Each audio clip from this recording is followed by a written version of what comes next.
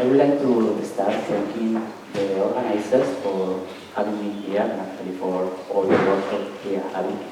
I would also like to thank all of you for being here at the very nice dinner we have.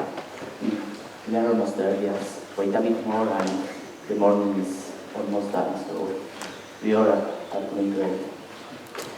And I would also like to apologize. Because if you have a look at the program like 2 weeks ago, maybe you realized that this talk, it was Marta giving the talk. Unfortunately, she couldn't make it. And now you have me. So, I'm sorry. But I will be using her slides, modified by me, with some personal input. So if you don't like it, it's my fault. Don't blame her. So, okay. Very good. So I would like to talk about long-lived particles. Okay. Let me tell you why. Because we are searching for new physics. New physics, sometimes for new particles. And we are searching for them in many different ways. And we have different experiments that are trying to search in different energies or different masses. And you have to explore everything, because I guess nobody here knows where new physics is. Or at least, no, maybe. So experiments are doing that, and so far, as Nuno said, we have found nothing. Okay, so we are putting bounds, and in this plane where we have the energy related to the mass and the interaction strengths related to the couplings, we are setting bounds on top, and that means that we are excluding large interaction strengths or large couplings. If new physics or new particles are still there, that means that the couplings will be small, so we will have like weakly interacting particles. And we can think, so what happens if we have, for a given mass, a coupling that is being smaller and smaller? So I give you a hint, the answer is in the slide. Right, so particles become long-lived, basically because the coupling is so small that they need a long time to decay. And this is interesting because long-lived particles may evade some bounds, some kind of searches that you typically design. Because in things like colliders, you go first for the more, so trivial, obvious way of searching for particles, something that you produce, it decays, and you see the standard model particles in the end.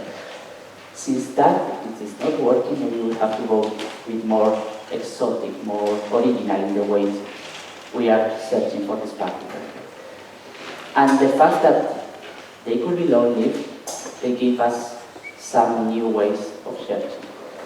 So let's be creative. So we can take this case, okay, they are very long-lived particles. What will happen? We will produce them maybe, we will search, we will see nothing, so we have missing energy. Okay, that is a possibility, it's a bit boring for me, but there is something in between in the intermediate case where we can have some nice things. So imagine you produce a charged particle that is long-lived, so it's traveling a bit, so you have a very nice track in your detector, and suddenly that track disappears.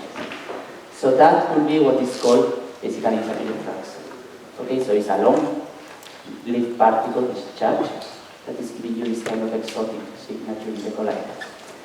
Similarly, you can have this track that means, okay, it's not completely disappearing, it's happening suddenly, it changes direction, like a lot, so you have like a kink. Okay, so that's a possibility, and we have, why not, to share it. There is something else. If the long-lived particles is neutral, so we have more or less the opposite. So we have a particle traveling over there, we don't see it in the tracker because it's neutral, and suddenly it decays, and we have tracks appearing. So in the middle of nowhere, something that was invisible because it becomes visible. So that is giving you something that is a displaced vector. Sometimes you only see one vector, and you say that is a displaced vector. So these kind of searches are being proposed, are being studied more and more. Okay? And here we have some examples of recent analysis that CMS and Atlas are reforming in this kind of direction. Just searching for other kind of signatures that, maybe we have produced new particles and we haven't seen them because we are not looking in the nicest spot. So who knows? Okay, so just some basics for especially those of you that never thought about these non-living particles. So which will be the ingredients, so the key ingredients. So first, the most obvious one, we are talking about long-living particles. So the first one is the decay width. So the decay width is very large, the particle will decay basically immediately. So we have nothing in this place.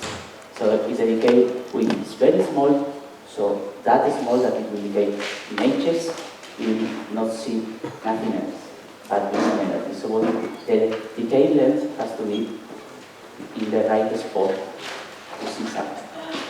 And that, once you have your model, it will be determined basically by the mass and the size. Second, which is very important, of course, is the experiment. So because the experiment, it will be important for two things. First, it will tell you how you produce the particle, and that, as we will see, it will be important how to trigger these kind of processes. And also, the detector, because we are talking about something that is displaced and then decay. So you can imagine that the size of the detector, the geometry of the detector, how it identifies particles will be crucial to define whether you have a displaced thing in your detector. And there is something else, something that for me was not that trivial in the beginning, and is that the detector will define this ratio. So P over M, in other words, the boost of the particle. Because, okay, when we compute the decay length, or sorry, the decay width, that is something that the particle is just the particles and the interactions it has. But then when you produce it, it will be boosted. So in the end, the decay length you will see in your experiment, it will be a mixture of the two. Okay, so you can imagine a particle that maybe it likes to decay faster, but the boost is so big that, roughly speaking, is traveling so fast that in the end, even for a small proper decay length, it will give you a displaced in your experiment. Okay, so in the end, you have to combine everything and say, okay, I will have displaced events in my given experiment. Okay. And yeah, so this is just to put in a formula what I said. In the end, the number of events you expect to see. Displaced event will be how many long-lived particles you produce, the branching ratio of this long-lived particle to the standard model thing. It will be weighted by this P over N set here, which will be basically an exponential factor of the probability of this particle to decay.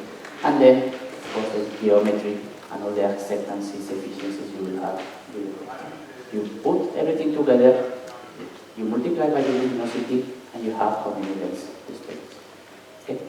Hope it's clear that. So, okay, that's very good. What is the problems? Because of course, we always have problems. Right? So the main challenge of this is that they are new kind of things. So you cannot easily reproduce everything you have. You have to design and experimentally think a lot on how to treat this kind of subject, because in the end they are new subjects. Okay, so we have to perform dedicated analysis to these things. One of the problems is how to compute the patterns for these things, because we are having things decaying in the middle of your detector, in the middle of this bracket. So there are other kind of patterns that we never thought about. So for instance, you can have basically a particle that is decaying or is giving you a signal because it hits a part of the material. So it's not something that we theorists, like in our naive way of computing things, can estimate. It's basically because there is a piece of material that is giving you some signal. And you have to take that into account. Okay, so in the end, in these things, it is becoming even more important to use data-driven techniques to treat properly the backgrounds. Okay, so they are doing it. So experimentalists are very smart, they are working on it, and all these searches I listed, they are able to do it. So it's challenging, but they manage. So, now, so as I say, one important thing is how you produce these particles. Because in the end, when you produce the particles, it will give you the way you trigger things, so how the way you record this event. So I don't want to enter right now in these details, but you can go to this white paper that recently appeared about non particles, and you can have like these kind of nice classifications where a lot of models are entering in this bunch of things. Of course, they are more, but just I recommend you to go there if you are interested and have a look on all the details.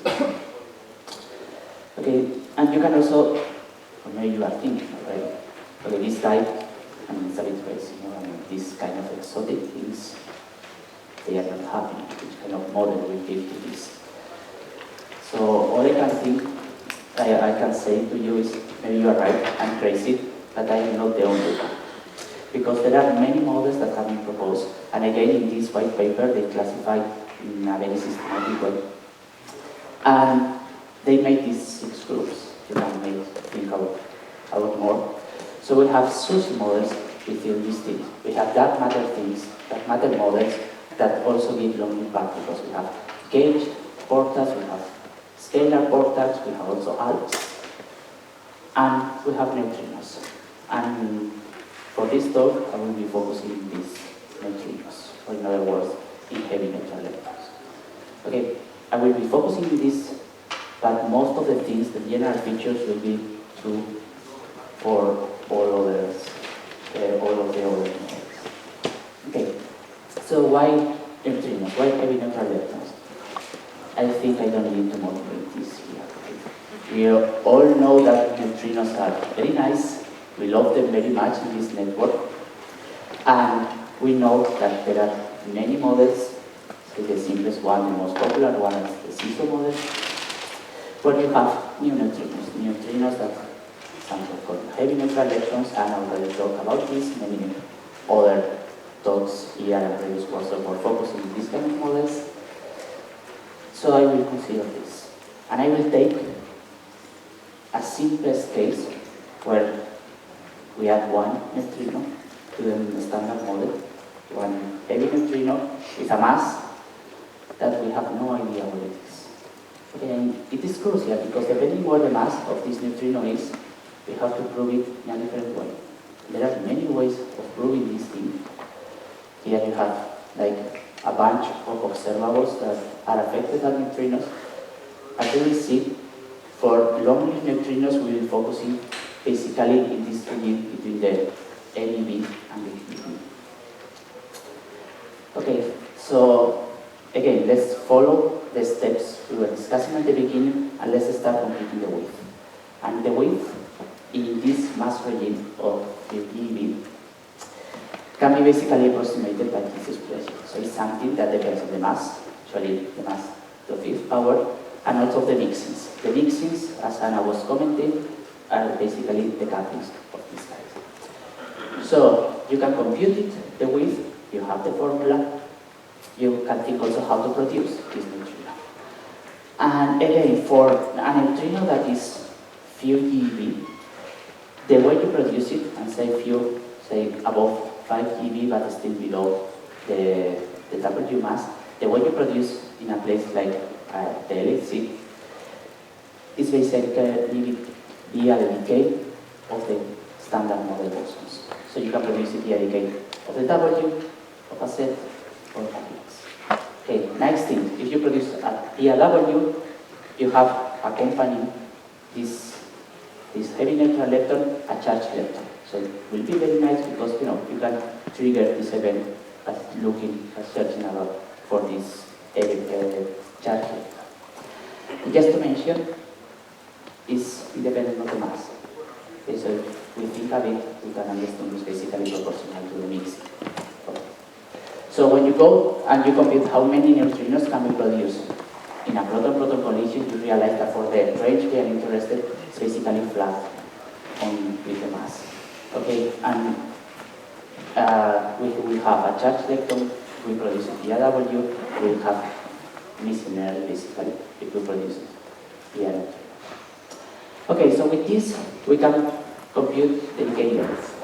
Okay, and for those of you that have never thought about displaced vertices and are sleepy now, just wake up for this slide, because this will be the main idea that it will be enough to understand neutrinos. Okay, so now that we are all, let's think. So in this case, we have the mass of the neutrino. We have the mixins. Of course, there are many bounds. In different colors, we have the bounds to each of the flavors. We can compute the decay width, we inverse it, we put some numbers to convert to meters, and we can see the decay length, more or less. We have 1 meter line here, we have 1 millimeter line there. I am mentioning these two numbers because if you think of a detector like Atlas, let's see very roughly, those will be the sizes for where these detectors will see displaced gas. Okay, so what will happen? Let's assume that the neutrino is very heavy, or the mixins are very large. A neutrino like that would like to decay very fast. So in the end, we will not have nothing displaced, but we'll have something that is promptly decayed. So that part of the parameter space, we will need to prove it by prompt changes. Okay, in the opposite side, if the neutrino is very light, of the couplings are very small, the neutrino will be long-lived and it will escape the detector for decay. Okay, so in this part, the parameter space, we will have searches for missing elements. Here in between is where we can expect to see some displays. And how low can we go along this diagonal line? It will be given by the production rate. Okay, so you have to produce the neutrinos. So in the end, what we have is this potato shape. And that is very characteristic of these long-lived things. Every time you see it, they have this kind of diagonal potato things. Okay. So this is what we are searching for. Okay. And actually, it's not only us, also the experiments. And just to try to give you my feeling that these kind of searches are important, I will start with this CMS search with 4 chrome things. So there are no displaced guys here. So why? So in this search, they were producing a neutrino, basically via W. This neutrino was giving you a charge lepton, and then decaying via another W, giving you another charge lepton, and this W will give you 2 jets, or for this search, they were searching for a third charge lepton. Okay. They were covering as much as possible, so they were having masses of the neutrino that were heavier than the W, masses that were lighter. But still, the diagram is the same. The only thing you have to do is change where you put the start of the W. Okay, so these are the sensitivities they got for electrons and for muon mixes. And if you follow, I mean, it's difficult to see that, okay, we have this, when the masses are above the W, then it becomes better, and it is below because you can produce them more. And then, if instead of following this green bar, you can follow this dashed line. Can you see it? This is the sensitivity, the bounds you can put if you forget that the neutrino can be known. So if you are assuming that the neutrino you are producing is properly decayed, the bounds you should put are these bounds. Now, you take the model, you realize that that neutrino will be non-lived, you redo the analysis and you say, okay, well, the bounds I can actually put are these green bars. So you are losing a lot, and you are losing a lot basically because you are using a prompt search to look for long-lived things. Okay, so for me it's like kind of a proof that this area, which is the one we were having in this diagonal thing, have to be explored via, in this case, displaced vertices. So, this is a recent paper from last month by Atlas. And they did it. So this, like almost horizontal line, is for prompt searches. But they added, for the muon channel, some displays vertex searches. And you see, it's basically what we are expecting. In this area of around 10 GB, they are improving, and they are getting better numbers than the prompt thing. And basically because, I mean, it's something that is the optimal way of searching for these parameter space. Okay, and just this another view of the same paper, just the kind of displaces, the displacement they were searching. Okay. So, I would like to make 2 comments, because in this experimental search, they were taking this simplified analysis. So they were assuming that it was produced only via W to have a prompt neon triggering, and they were assuming that the mixing was happening only to me. So mixings to electron and without were set to 0. Those are okay. They are simplified analysis, and we always start with simplified analysis, but I would like to comment on 2 things about this. So one is about other ways of producing the neutrinos in this case.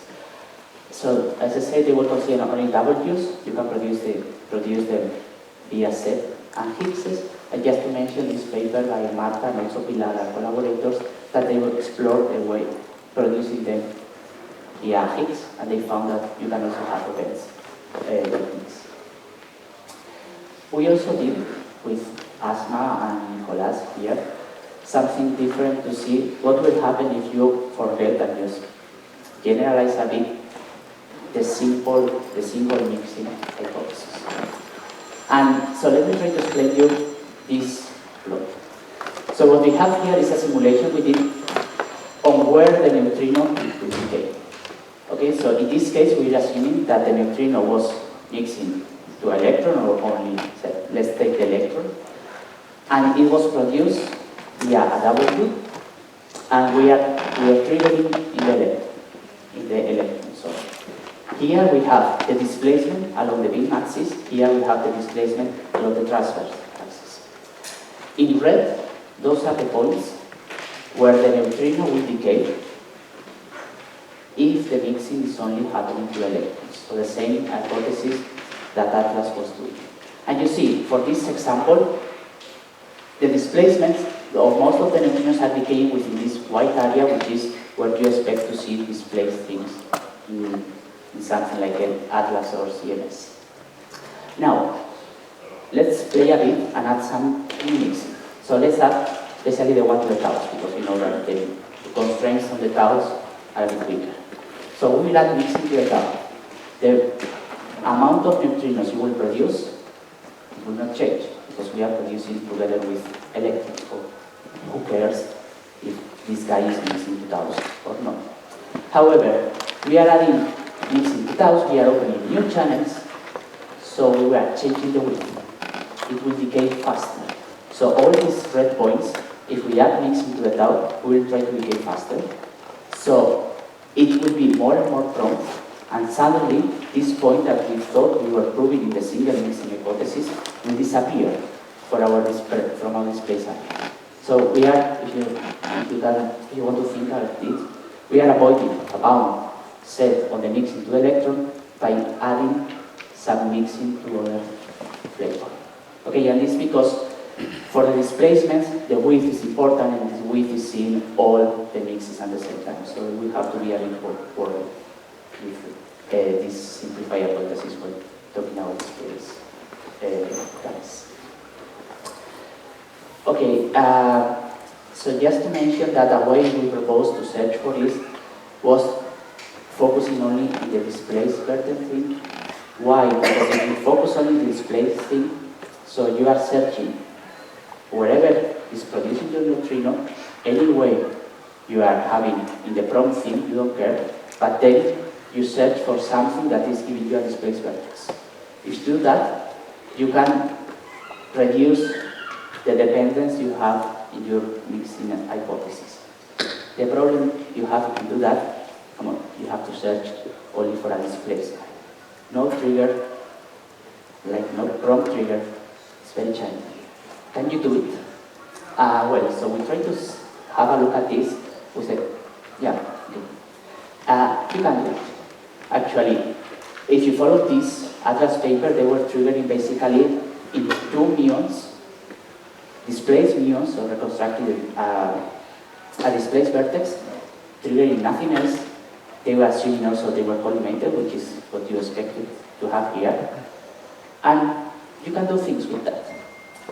The problem is that usually if you assume only displaced vertex things, the triggers you need on the PT of these guys has to be a bit larger.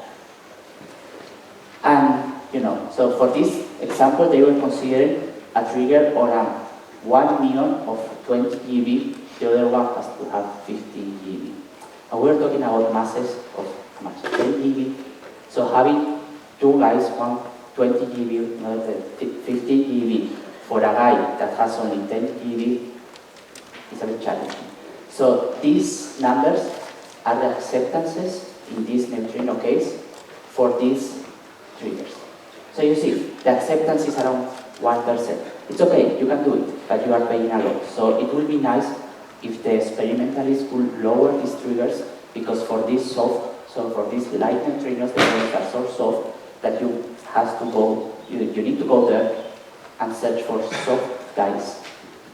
I know, in an hadron collider it's challenging, but if they manage, they will improve it. Okay, so just very fast, 2 comments. Okay, so other ways of searching are beyond proto-proto collider, are fixed target experiment, beam tap experiments. So this is an example of NE62. They just published new results searching for long-lived things. So these were so long-lived that they were searching for missing energy. Something even more exotic is doing this kind of long-lived things in heavy ion collisions. So there are some proposals over there. And the future is even more promising because there are many new experiments, many new detectors that have been proposed, and some like Phaser will be built. We know that already. You can have a look on what will happen if you use this experiment in this plane that we are searching. So just to say that here you see the new results from displaced vertex in Atlas. They are already entering into the game and they are improving bounds. So this is nice motivation. And for those of you that work in leptogenesis, these plots should be very nice for you because you know that in this area is where you can expect leptogenesis from heavy neutrinos to work. So you can, you can test it. Okay, so I left you with that. I hope I was able to motivate the long-lived things. So they are challenging, but they are exciting. So let's hope that the future will give us some displays. Thank you.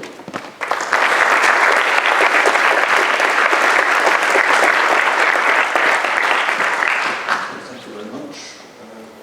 Any questions? Yes. Can you go back to your transparency on flavor-dependent inclusive search? Yeah, that one. My question concerns the color coding of the left plot. How did you choose it? It happens to be the colors of the Spanish Republican flag. Yeah. The only thing I can tell is it was not random.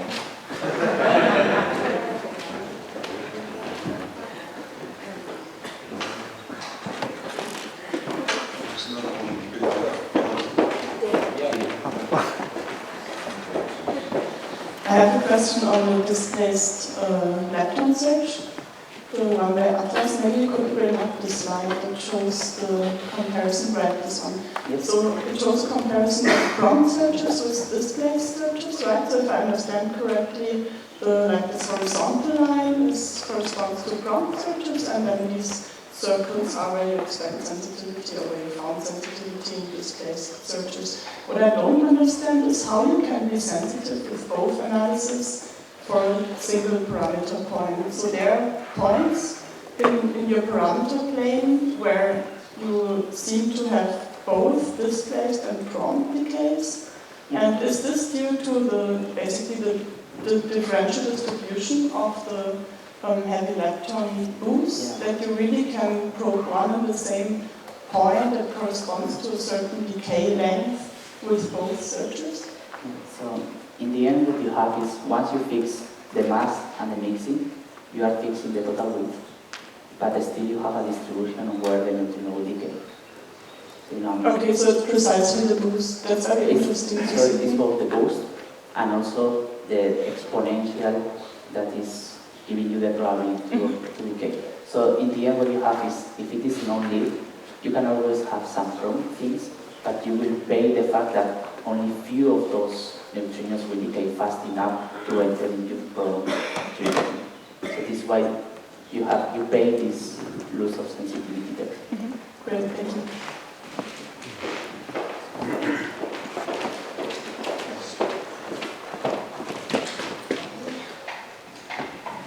Yeah, I remember a paper from last year by, I think it was Marco Dreyfus and company, where we were explaining about, I think it was the same search, but just with lead ions, which just write them. Is it also some updates in this search, or?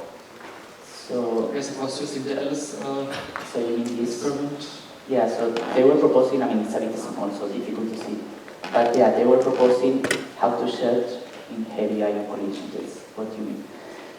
So the last thing I remember is you can do it, and they have this kind of two plots, and they were comparing, with the sensitivities with the spec from proton-proton.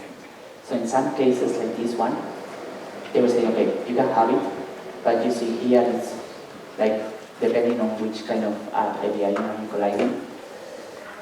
This where the sensitivity is still worse than proton-proton collision from doubly inserted processes.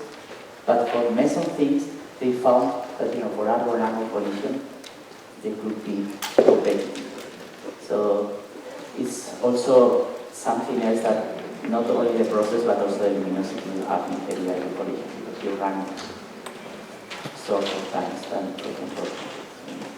I mean, maybe it would be nice if they could extrapolate and say how much running time of heavy ion collision you will need to make these kind of searches competitive, so maybe they can, use it as an argument to improve their running time.